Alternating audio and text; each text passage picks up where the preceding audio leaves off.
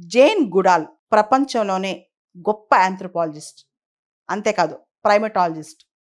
మనుషులకి, యానిమల్స్‌కి పెద్ద తేడా లేదని చెప్పిన వ్యక్తి. అంటే యానిమల్ కింగ్డమ్, హ్యూమన్ లైఫ్‌లో పెద్ద ఇంటరప్షన్స్ ఉండవు. 2 ఒకటే. ఒకదాని నుంచి ఇంకోటి ఎవాల్వ్ అయ్యాయని చెప్పిన వ్యక్తి అనమాట. దాదాపు ఆవిడ జీవితం మొత్తం కూడా చింపాంజీస్ కోసం కృషి చేశారు. ఆవిడ రీసెంట్‌గా చనిపోయారు. జేన్ గుడాల్ బేసికల్‌గా బ్రిటిష్ సిటిజన్ అనమాట. 1934లో పుట్టారు. ఆమె చైల్డ్‌హుడ్ మొత్తం, బాల్యం మొత్తం చిన్నప్పటి నుంచి కూడా ఏ చిన్న యానిమల్‌ని చూసినా, ఈవెన్ యానిమల్ టాయ్‌ని చూసినా చాలా అట్రాక్ట్ అయ్యేవాళ్ళంట. ఆవిడ చిన్నప్పుడు అందరూ టెడ్డీ బేర్ సెలెక్ట్ చేసుకుంటే, ఈవిడ మాత్రం టాయ్ చింపాంజీని సెలెక్ట్ చేసుకున్నారంట.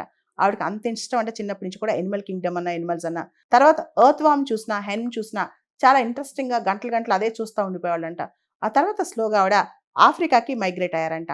ఆఫ్రికాలో ఆవిడ లూయి లికీ అనే ఫేమస్ ఆంథ్రోపాలజిస్ట్‌ని కలిసారంట. ఆయన ఈవిడ ఇంట్రెస్ట్‌ని చూసారు.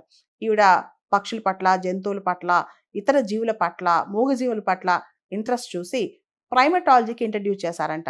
దాంతో ఈవిడ స్లోగా ప్రైమటాలజీకి అట్రాక్ట్ అయ్యి చాలా పక్షుల్ని, జంతువుల్ని స్టడీ చేయడం స్టార్ట్ చేశారు. ఆ క్రమంలోనే జేన్ గుడాల్ గాంబే నేషనల్ పార్క్ టాంజానియాలో ఉండిపోయారు. ఎన్ని సంవత్సరాలు ఉన్నారు తెలుసా? 1, 2 కాదు. 60 సంవత్సరాల పాటు టాంజానియాలోని గాంబే నేషనల్ పార్క్‌లో ఆవిడ ఉండిపోయారు. ఉండిపోవటం కాదు. చింపాంజీస్ యొక్క బిహేవియర్ స్టడీ చేశారు. వాటితో మాట్లాడటం మొదలెట్టారు. వాటి లాంగ్వేజ్ తెలుసుకున్నారు. వాటితో కమ్యూనికేట్ చేయడం మొదలెట్టారు.